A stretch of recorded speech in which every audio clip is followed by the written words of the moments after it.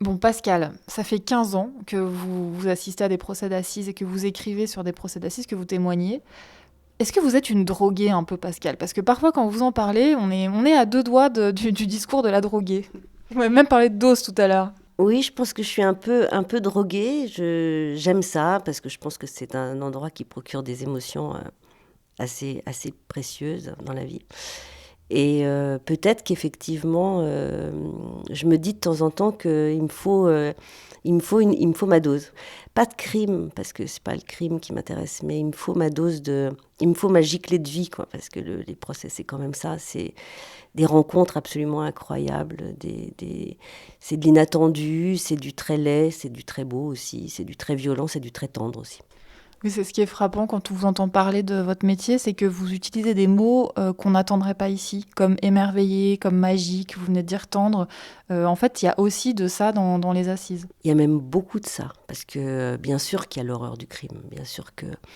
Mais le moment du crime est au fond le moment le moins intéressant du procès. Ce qui est intéressant, c'est le moment où une mère va entrer dans la salle d'audience et regarder son fils qui est dans le box. C'est le moment où un accusé va présenter des excuses, non pas en disant «je m'excuse» parce que son avocat lui a dit de le dire, mais parce qu'on aura compris, nous, qu'en entendant la souffrance qu'il a provoquée, la douleur des gens qui se sera exprimée, il va se passer quelque chose. Je vais employer un terme qui est peut-être un peu exagéré, mais je crois, enfin en tout cas je l'ai vécu, je pense que l'audience permet une forme de transfiguration, une forme d'élévation. Voilà. Et que parfois il y a des moments où la violence du crime, l'épreuve qu'elle représente, élève les gens. Voilà. Et ces moments-là, ce sont des moments de grâce.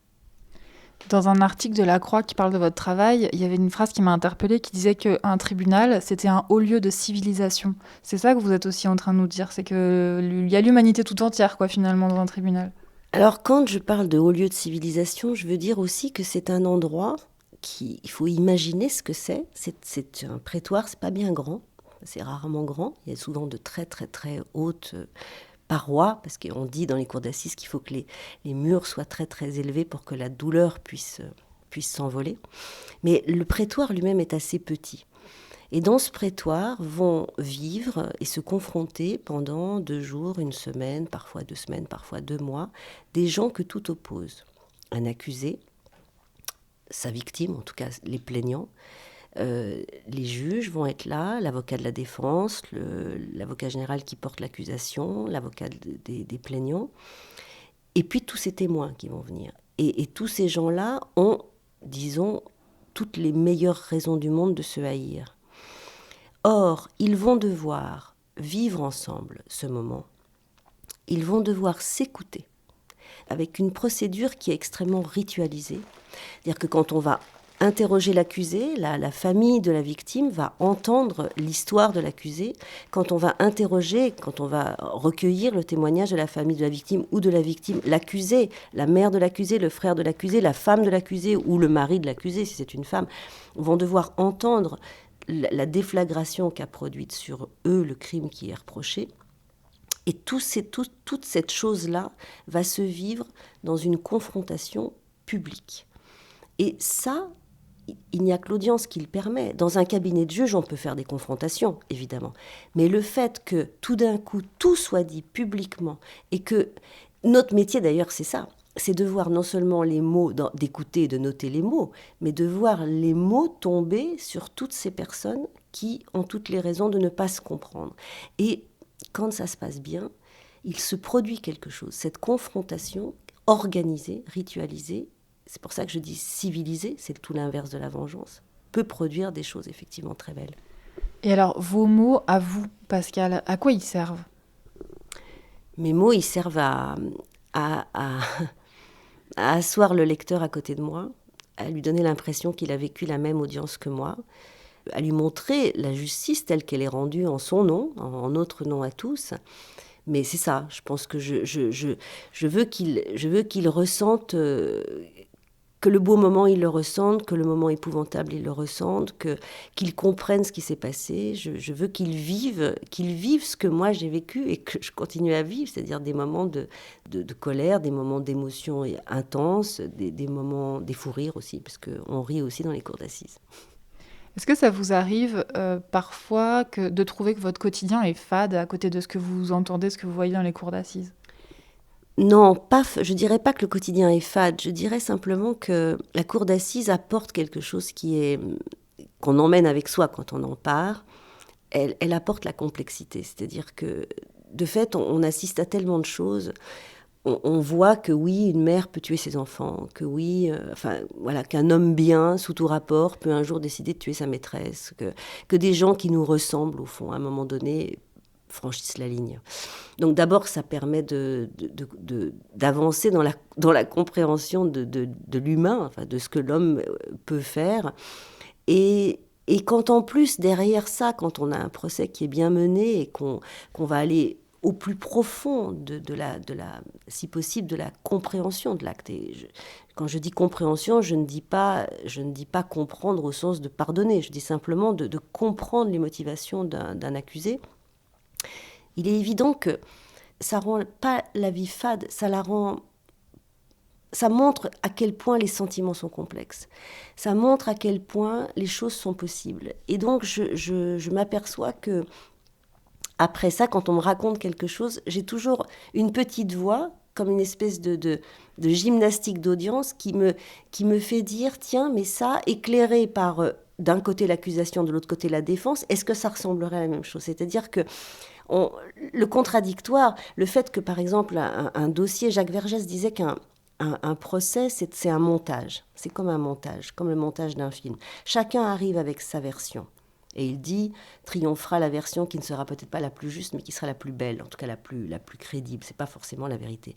Et au fond, ce montage, ce qui est intéressant dans l'audience, c'est qu'on se dit, ah ben non, mais là voilà, c'est ça. Et puis après, on se dit, ah non, mais finalement, ce type est un salaud. Ah non, mais finalement, c'est quand même un type qui a souffert. Et on change tout le temps. Et des gens dont on se pensait très loin, on s'en rapproche. Ça, c'est un exercice incroyable, mais que les jurés vivent. Hein. Moi, je veux dire, je le vis, mais les jurés le vivent. C'est-à-dire se rapprocher de quelqu'un dont on n'imaginait pas une seconde qu'à un moment donné, on pourrait se sentir proche. Ça, c'est pas rien comme exercice, ça. En fait, quand vous parlez des assises, vous parlez toujours de gens qui évoluent dans leur position, que ce soit les jurés, les familles, l'accusé, le journaliste. Il n'y a pas parfois une trouille à devoir fixer quelque chose en écrivant sur un moment que vous avez vécu ? Alors, c'est bien sûr, mais en même temps, moi, je considère que le compte-rendu, dans le feuilleton judiciaire, hein, au sens où on l'entend traditionnellement, c'est-à-dire ce qui serait un feuilleton quotidien, il faut que le lecteur accepte ça. Accepte qu'un jour va sembler complètement à décharge et un autre à charge. Donc on a parfois du mal à faire comprendre ça aux lecteurs. Ils ont l'impression qu'on prend position. C'est pas du tout ça. C'est cette bascule. C'est cette bascule permanente qui, à un moment donné, va construire une intime conviction. C'est-à-dire que si on ne bascule pas, c'est pas bien. Il faut pouvoir... Je me souviens d'un président de cour d'assises qui disait aux jurés, quand il les accueillait, « Vous allez évidemment arriver avec des préjugés. Personne n'arrive sans préjugés sur une affaire. D'abord parce qu'il en aura lu, il en aura entendu parler dans la presse, il l'aura lu, etc. Mais vos préjugés, vous allez entrer avec, et puis petit à petit, vous allez les voir tomber. C'est ça. C'est arriver à voir tomber ces préjugés. Ça ne veut pas dire, encore une fois, tout ouvrir, tout comprendre, tout pardonner. C'est simplement rentrer dans la complexité. Ça, je crois que c'est vraiment quelque chose d'important. Est-ce que vous auriez pu être juge, Pascal ? Je préfère ma place, parce que je pense qu'elle est beaucoup plus libre. En revanche, je rêve d'être jurée. Il y a peu de chances statistiquement que ça vous arrive, mais qui sait ? Mais après tout, je suis inscrite sur la liste électorale, je n'ai pas de casier judiciaire, et donc je ne vois pas pourquoi je ne serais pas aussi tirée au sort un jour parmi les jurés. Donc vous pensez que ce serait possible pour vous de trancher à la fin ? Parfois, ça m'a... même très souvent, je me dis, mon Dieu, j'aimerais pas être jurée dans cette affaire, parce que c'est très, très compliqué, et qu'effectivement... Mais je pense que quand même... pour certaines affaires, l'idée de participer à un délibéré et de voir ce que une délibération avec des jurés populaires, aidés par des magistrats professionnels, de voir justement cette évolution jusqu'au bout. Au fond, je pense que ma frustration, c'est que je m'arrête juste avant. Voilà. Après 15 ans de cour d'assises, vous donnez pas le sentiment de quelqu'un qui est désespéré par l'humanité? Comment vous voyez les hommes et les femmes?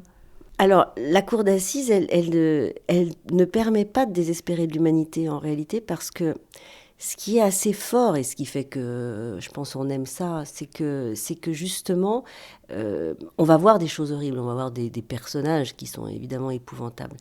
Mais ces personnages ont des familles, ont des amis, ont des voisins.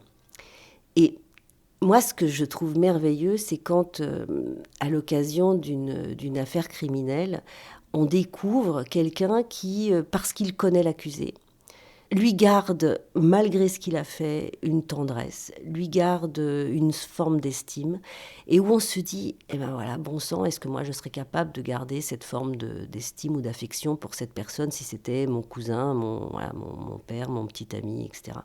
Et donc tous ces moments-là, je pense que, parce que le crime a une fonction de révélateur, donc il révèle effectivement le pire, mais il peut aussi révéler parfois sur l'entourage ce qu'il a de meilleur. Je veux dire, il y a des familles de victimes qui sont capables de faire des pas vers l'accusé d'une manière absolument incroyable. C'est immense. Et je veux dire, dans ces moments-là, on se dit, mais voilà, l'humanité est là. Quoi. L'humanité est là. Et c'est parce que justement, on est dans le drame et dans la tragédie et dans la violence que les plus beaux moments d'humanité peuvent aussi se montrer.